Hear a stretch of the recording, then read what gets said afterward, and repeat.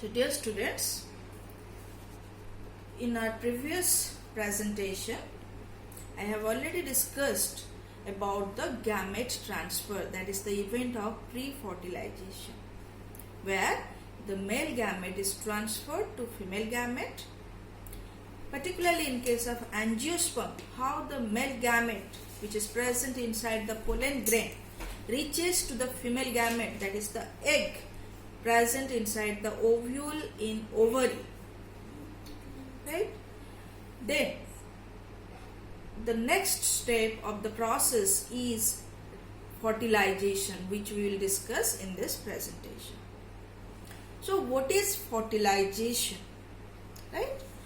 So the process of fusion of male and female gamete is known as fertilization. Again I repeat, the process of fusion of male and female gamete.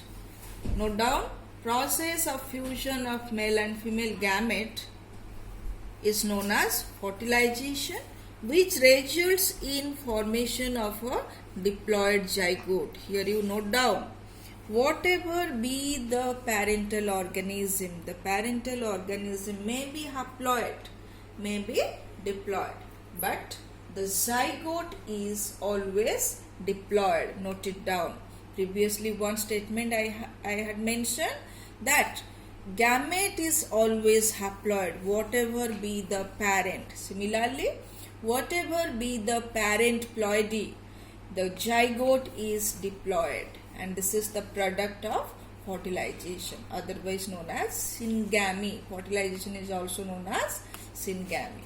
So remember, for multiple choice question options, the syngamy or fertilization in the process of reproduction is the most vital or critical event of sexual reproduction. You may get the question, which one is the most critical event of sexual reproduction? That is, fertilization or syngamy is the most critical event or vital event in the process of fertilization, right? Then let us discuss how this fertilization takes place, right? So here in this picture you see, suppose this is the male organism, right? And this is female organism. Clear? Male organism produces sperm. It may be, if it is a haploid, then it is produced sperm by means of mitosis. If it is diploid, then produces sperm by means of meiosis. So there is the production of sperm in the process of gametogenesis in male. Similarly, female organism, if it is haploid, undergoing the process of mitosis, it produces the female gamete or the egg. If it is a diploid organism, then produces gamete by the process of meiosis. So this step is the gametogenesis, production of male gamete or sperm and production of female gamete or ovum. Now this sperm and ovum, they come closer to each other and gets fused. So here there is the fusion known as fertilization. So sperm fused with the ovum and the process is known as fertilization.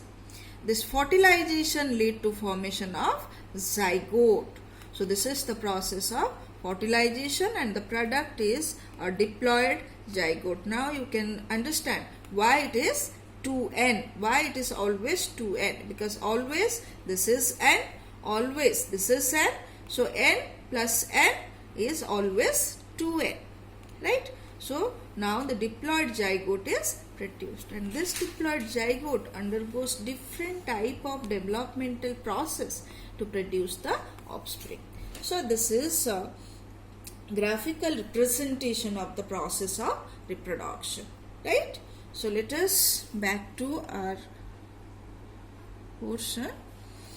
So in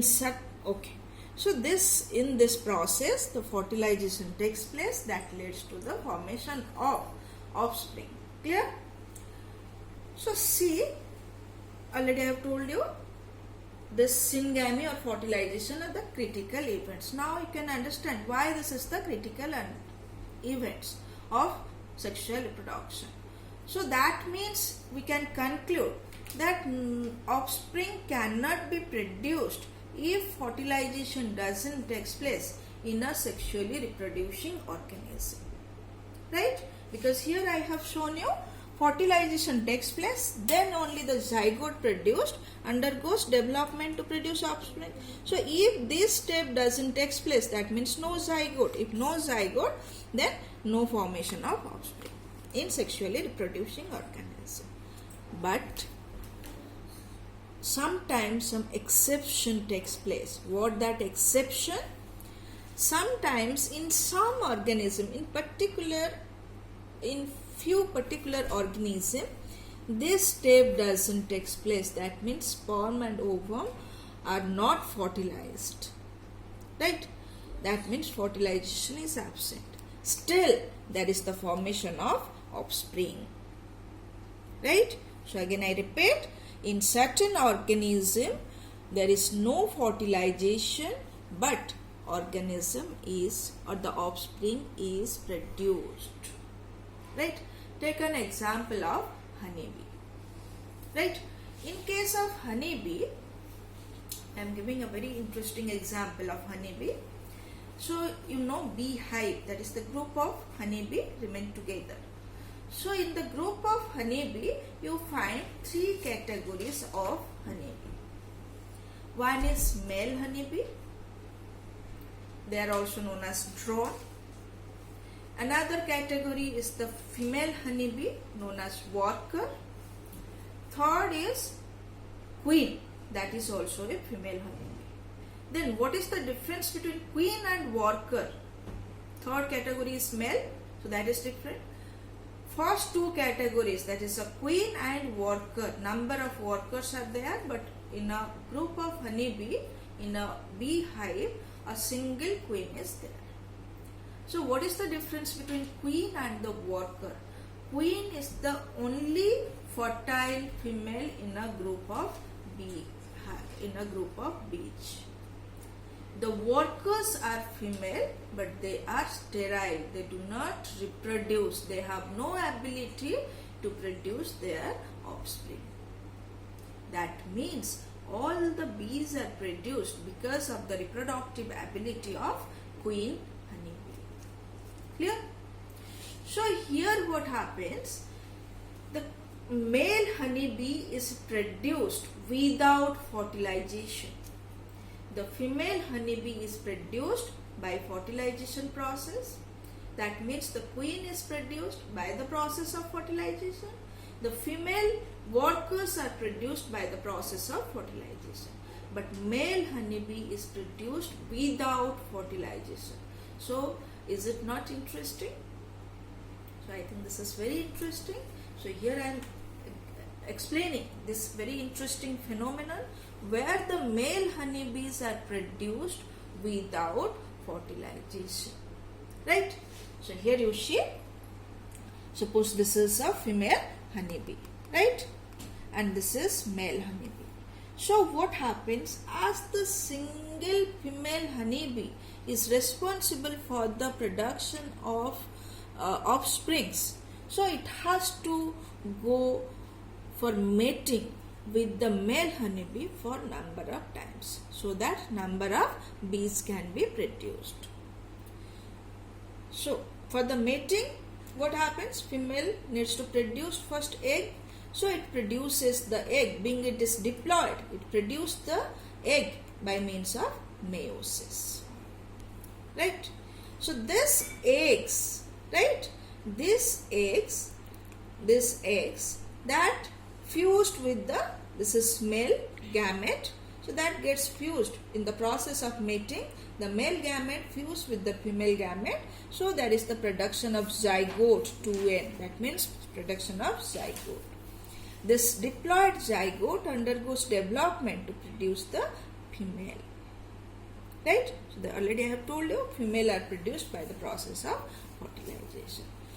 So what happens after undergoing several matings? The single female honeybee becomes fed up of or becomes tired of this process.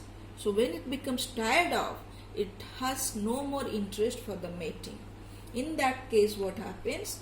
The gametes produced, the eggs produced are directly convert without fertilization, directly convert or directly develop to the organism or to the bee. So that means here the male gamete is haploid. The haploid gamete directly develops to a body, that is the male honeybee. So the male honeybee also remains haploid. Clear? So here you see the male honeybee which are produced without fertilization are haploid in nature, whereas the female honeybee produced are diploid in nature. Again I repeat, female honeybee produces gametes undergoing meiosis. Male honeybee being haploid produces gametes by mitosis. Then the gametes fuse to form diploid. Those which are not get the chance of fertilization, they directly convert to male. So they becomes haploid. Clear? So this process of formation of male honeybee without fertilization is called parthenogenesis, which is very, very important, note down. So come to here. In certain animals, female gamete develops into the adult organism without fertilization. Right? Such a process is called parthenogenesis. Where this parthenogenesis is found, one example just now I have explained, that is honeybee, male honeybee. Another example is rotifer, lizard, some species of lizard, turkey, birds, etc. So these are some animals where fertilization doesn't take place, but the organism develops by the method of parthenogenesis. Right? So this is all about the fertilization process. Thank you.